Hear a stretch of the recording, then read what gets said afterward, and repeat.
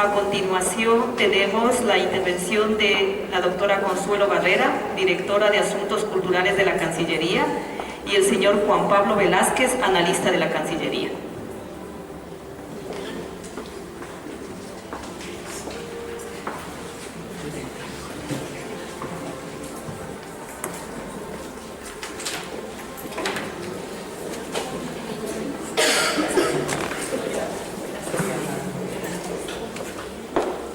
Buenas tardes a todas y todos los presentes.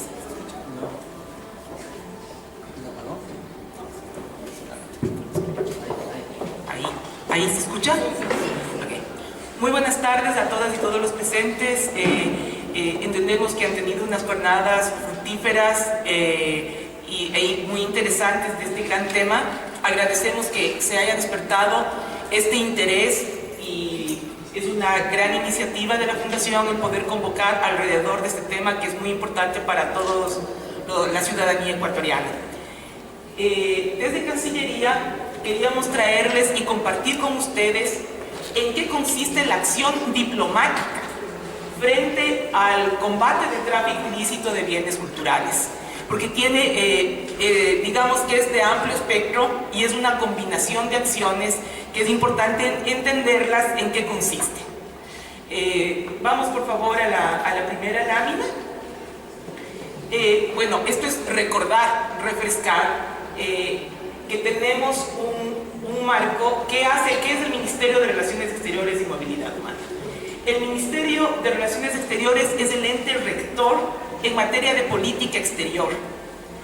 También tiene la rectoría en movilidad humana a través de su viceministerio de movilidad humana y tiene la representación del Estado ecuatoriano en el exterior. Esto es importante entenderlo. El Ministerio de Relaciones Exteriores representa al Estado ecuatoriano en el ámbito internacional. Entonces, ¿cuáles son los marcos que cobijan ahí? La política exterior, la política pública de relaciones internacionales, de movilidad humana, ¿a través de qué? A través de nuestras representaciones, que son embajadas, consulados y las misiones permanentes ante los organismos multilaterales. En ese contexto actúa la Cancillería. Para poder entrar en el detalle cotidiano del ámbito de acción, va a estar con nosotros compartiendo la experiencia Juan Pablo Velázquez como funcionario, y luego yo cerraré el tema con algunos detalles que son importantes compartir. Juan Pablo, si nos acompañas, por favor. Gracias, Consuelo. Buenas tardes con todos. Mi nombre es Juan Pablo Velázquez. Yo he trabajado en el tema de tráfico ilícito de bienes culturales ya alrededor de 3 años en Cancillería. En este momento la persona también que comparte con nosotros es el embajador Juan Larrea, pero por el momento quien va a acompañarlos en estos pocos 10 minutos que tenemos soy yo. Podemos pasar a la siguiente. Nosotros tenemos el marco normativo internacional, el cual es la base para poder trabajar a nivel de relaciones internacionales. Tenemos la Convención de UNESCO de 1970, tenemos el Convenio Hidroid de 1972, tenemos la decisión 588 de la CAN, la Constitución de la República y la Ley de Cultura. Estos son los paraguas, estos son los reglamentos, las normas y las leyes que nosotros utilizamos al momento de trabajar en tráfico ilícito y cuando tenemos que hablar con nuestras misiones y manejar el tema de la repatriación de estos bienes. Sigamos.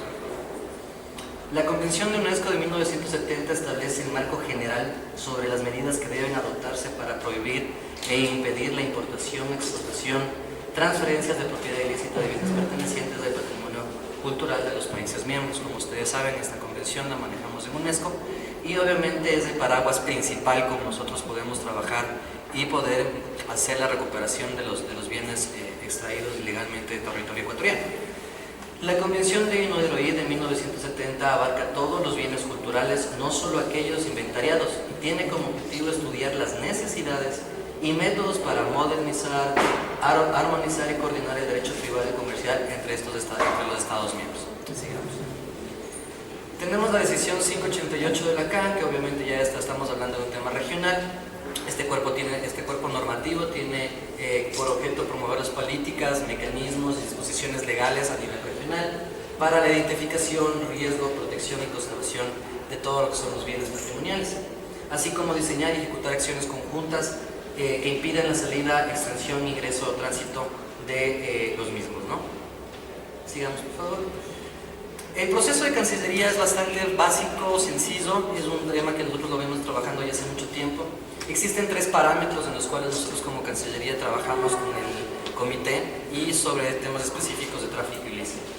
El primer parámetro es cuando el comité nos informa a nosotros como Cancillería si existe algún tema, algún bien que tenga que ser repatriado. La embajada de un país en el Ecuador informa sobre un bien o bienes que consideren ecuatorianos. Por ejemplo, la embajada del Perú en su momento mandó una nota verbal en la cual informaban que existía la posibilidad de que hayan ciertas piezas de patrimonio del Ecuador y necesitaban analizar si es que podías trabajar en conjunto con el Ecuador. Y obviamente que la embajada del Ecuador acreditada en otro país, en nuestro caso por ejemplo en Alemania o en Italia, que son los casos principales que tenemos en el momento, nos informe sobre este proceso. Entonces estos son los 3 parámetros como Cancillería maneja la situación de tráfico ilícito. Nosotros hemos querido hacer alguna especie de un gráfico un poco más sencillo y más sucinto. En el primer caso, como les mencionaba, el comité nos informa a nosotros, como miembros del comité, nosotros tenemos la vicepresidencia del comité de tráfico ilícito. Y nosotros al momento en que recibimos la información, nosotros lo que hacemos es despachar esta información en nuestras misiones, sean embajadas, sean consulados o sean organismos de nuestra misión permanente entre los organismos multilaterales, para que ellos a su vez procesen la información que se les llega en el caso de que exista algún tema de tráfico ilícito de bienes, y a partir de eso nosotros con nuestras embajadas hacemos un proceso de gestión de repatriación de estos bienes en el caso de que fueran considerados ecuatorianos. Sí. El proceso viene en este caso con la embajada de un país acreditada, como les informaba, en el caso de Perú fue de esa forma. La embajada acreditada informa a Cancillería a través de una nota verbal, que son los documentos oficiales que nosotros recibimos, para que Cancillería a su vez informe al comité como órgano rector y que el comité en su conjunto de sus miembros tomen la mejor decisión al respecto de cómo se debe proceder. En este caso, normalmente lo que se hace al informar el comité es solicitar al Instituto Nacional de Patrimonio Cultural, que ustedes como ya conocen, el INPC es el encargado de manejar la parte técnica, se elabore un informe técnico de que si son o no son bienes patrimoniales, de que si son parte del Estado ecuatoriano y si es que se debe actuar bajo lo que dicte las leyes en este momento, ¿no? Al momento en que se da un informe positivo de que son bienes patrimoniales ecuatorianos, entra un todo proceso, o judicial, o un proceso administrativo, o un proceso diplomático. No necesariamente se tiene que llegar a procesos judiciales cuando las embajadas o nuestras misiones permanentes en el exterior están para manejar la parte diplomática, la parte política, en el sentido de tratar de coordinar con el Estado que está encargado de esas piezas o con la empresa que tenga a su cargo las piezas para de una forma amigable y amistosa llegar a una repatriación de los bienes. En el caso de que no se da, que lastimosamente en casos que no se dan, ya intervienen las partes judiciales, entra un miembro importante del comité, que en este caso es la Procuraduría, y obviamente ya hacemos el enlace con un estudio jurídico en el país donde estén las piezas y se entra un proceso judicial. Y obviamente los temas administrativos que por default se dan en estas cuestiones, ¿no? El tipo de información que se da, cotejar con informes técnicos en el caso de que estas piezas estén en un museo. Por ejemplo, en el caso de Hungría, recuerdo que hay varias piezas, cerca de 200 piezas en un museo, entonces esos son procesos que se tienen que dar paulatinamente. Y obviamente terminamos con las cuestiones de repatriación de los bienes, ¿no? Siguiente, por favor. El mismo proceso, en cambio, con nuestras embajadas del Ecuador que están en el exterior, que tienen dentro de sus competencias y obligaciones como misiones diplomáticas del Ecuador, es tratar de investigar y analizar si es que nosotros podemos conseguir o tenemos en cuenta que existen bienes patrimoniales en el territorio extranjero y que podrían tener procedencia de que fueron sacados ilegalmente del país. Entonces nuestras embajadas normalmente siempre presentan unos informes en los cuales nos dicen: existe esta posibilidad en tal museo, con tal empresa, con tal casa de subasta, por favor conversar o informar al comité. Entonces Cancillería lo que hace obviamente como miembro es informa al comité, se hacen los mismos procedimientos y se va analizando el tema. Como le digo, son los parámetros porque normalmente eso es lo que se trabaja con nuestras embajadas en el exterior, con las embajadas aquí acreditadas o directamente si el comité informa a Cancillería sobre particular. Sigamos, por favor. Entonces tenemos tanto embajada acreditada, embajada del Ecuador en otro país, el Comité de Tráfico Ilícito, nosotros como Cancillería la coordinamos con nuestras misiones y obviamente esto es un proceso largo, ¿no? Yo les estoy resumiendo muy poco el tema, pero el hecho de manejar las comunicaciones con nuestras misiones requiere primero estudios, requiere conocimiento del tema, requiere que se tomen los tiempos adecuados. Una cosa son las leyes que maneja el Ecuador, otra cosa son las leyes que maneja el exterior. Yo recuerdo que teníamos un problema muy serio con Francia porque las piezas estaban en una casa de subastas y ellos tienen otro tipo de manejo como una ley específica que protege a sus casas de subasta. Entonces era muy complicado nosotros poder solicitar una repatriación porque ellos mismos tenían una ley que protegía su casa de subastas y nosotros no podíamos hacer más allá de presentar una nota de rechazo por parte de nuestra misión diplomática. Entonces los procesos son a veces muy engorrosos y muy largos, pero es lo que se tiene que hacer en estos momentos porque es la única forma legal y de hacer las cosas para poder repatriar los bienes patrimoniales. Sigamos. Este es un pequeño gráfico solo para decir que esto es un feedback, esto es una retroalimentación. Conversábamos con Consuelo sobre el tema de que siempre esta información viene y va. Entonces nosotros siempre tenemos contacto directo con el comité para informar como órgano rector, es el que decide cómo son los pasos a seguir, y Cancillería lo que hace es acatar las instrucciones del comité, apoyando y dando su criterio cuando es pertinente. Y obviamente es un feedback y una retroalimentación que tenemos tanto con el comité, con Cancillería y nuestras misiones, porque básicamente las misiones son las que hacen el trabajo directo, técnico, in situ cuando pasa esto en el exterior. En todos los casos la representación ecuatoriana deberá informar la situación real de los bienes, con lo cual el comité decidirá qué entidad ecuatoriana debe apoyar al ministerio. Como les comenté en su momento, ya cuando entramos en procesos judiciales, cuando hay procesos que ya sobrepasan el tema ámbito diplomático político, el comité tiene la posibilidad de decidir cómo vamos a trabajar, o sea con la Procuraduría, o sea con informes técnicos con el Instituto Nacional de Patrimonio Cultural, o sea con aduanas en el momento de que nosotros podamos repatriar bienes patrimoniales. El caso del año pasado con el tema de Kuchenmüller, no sé si ustedes conocen ese caso, es más, lo expusimos aquí en la sala del MUNA, si mal no me equivoco. Nosotros normalmente, y al último les voy a indicar el manual de repatriación que trabajamos con el comité. ¿Perdón, de qué era? ¿De qué era? El caso Kuchenmüller, un caso que nosotros trajimos piezas de Alemania, alrededor de 13 piezas fueron repatriadas acá al Ecuador. A lo que ir es que en este caso, por ejemplo, quien fue de mucha ayuda fue aduanas, porque nos hicieron todo el proceso mucho más práctico, mucho más rápido aquí en el ingreso al Ecuador. Entonces normalmente el comité como órgano rector analiza con sus propios miembros qué es la mejor factibilidad que tenemos. En este caso recuerdo el caso de Kuchenmüller porque aduanas fue muy importante en ese preciso momento. Nuestras misiones normalmente lo que tienen que hacer una vez que ya esté consolidado el tema de la repatriación y o judicialmente o diplomáticamente tengamos las piezas en nuestro poder, es analizar todo el proceso de repatriación, que es bastante. ¿Qué significa esto? Que nuestras misiones tienen que averiguar los seguros que cuesta traer las piezas, conocer los costos de la empresa que les traiga, si va a ser necesario contratar una empresa en el Ecuador o si hay una empresa multinacional que involucre a los dos países o a un organismo multilateral. Entonces es un proceso también bastante largo, pero es parte de lo que tiene que hacer las misiones y nosotros como Cancillería. Una vez que nosotros tengamos esta información, nuevamente se pone a consideración del comité y el comité será el encargado de ver cómo será el proceso, si se acepta o no se acepta, en qué condiciones se acepta o simplemente tomar una decisión diferente, ¿no? Porque lastimosamente también es cierto que hay veces que cuando nosotros recuperamos piezas que ya están completamente destruidas. Sabemos que es del Ecuador, sabemos de dónde venían, pero son piezas que ya tienen el valor histórico que tienen, pero no son piezas que podríamos recuperarlas o repatriarlas. Entonces también se debe analizar qué se puede hacer con ese tipo de piezas, porque hacer el proceso de repatriación, el costo que conlleva eso, el tema de seguros, es también analizar y eso obviamente hace el comité.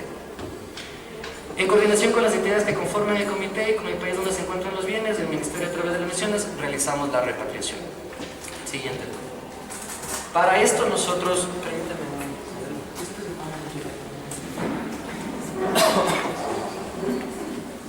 Para esto nosotros en marzo del 2018 hicimos la actualización del manual de repatriación de bienes culturales a través de valija diplomática.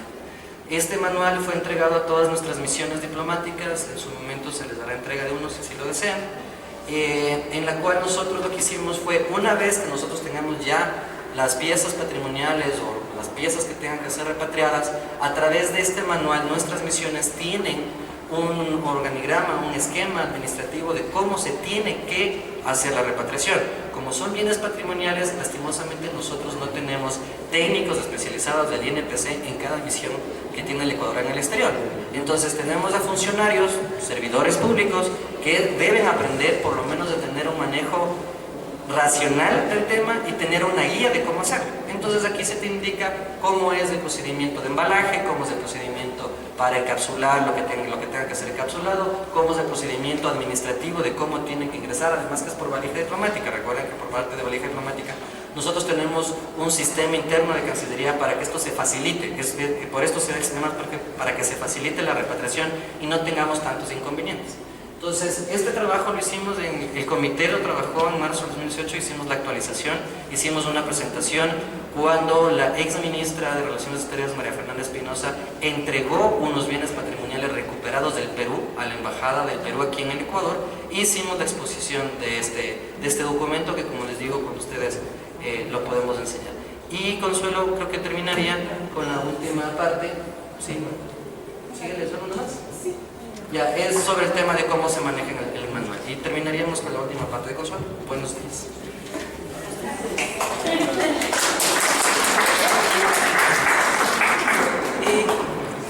Quería cerrar con un elemento importante para mencionar aquí, que tiene que ver con los convenios.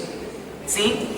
El manejo de convenios bilaterales para facilitar precisamente la detección y repatriación de bienes es un tema que lo maneja Cancillería de manera permanente.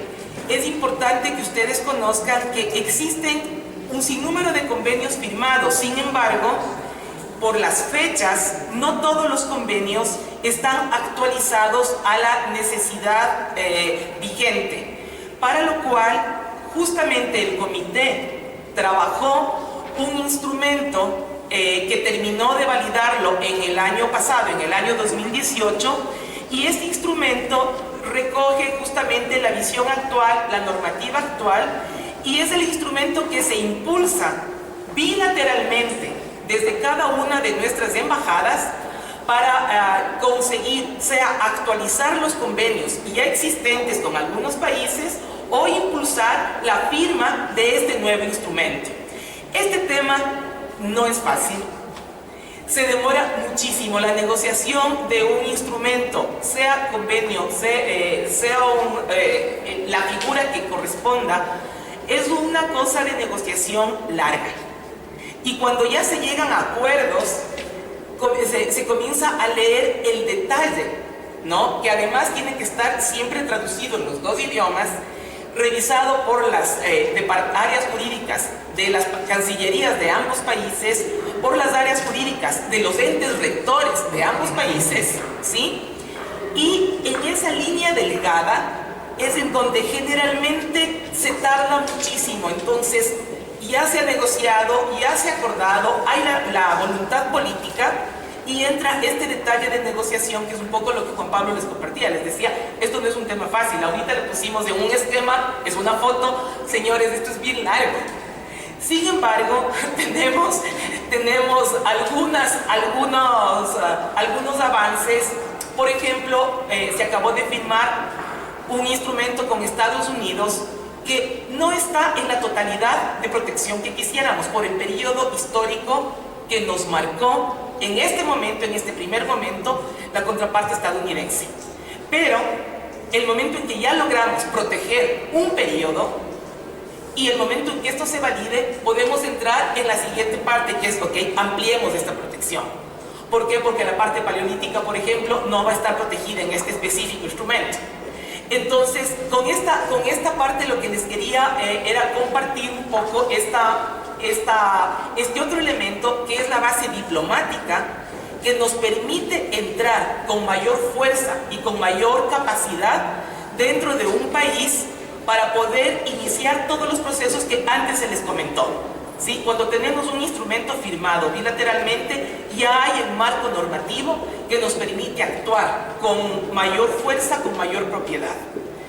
Era creo que esta partecita la que me parecía que nos faltaba, y no sé más bien si es que quieren, si tienen alguna inquietud que podamos absorber mientras les entregamos el manual, porque les trajimos para que se lleven y ustedes puedan tener este instrumento actualizado.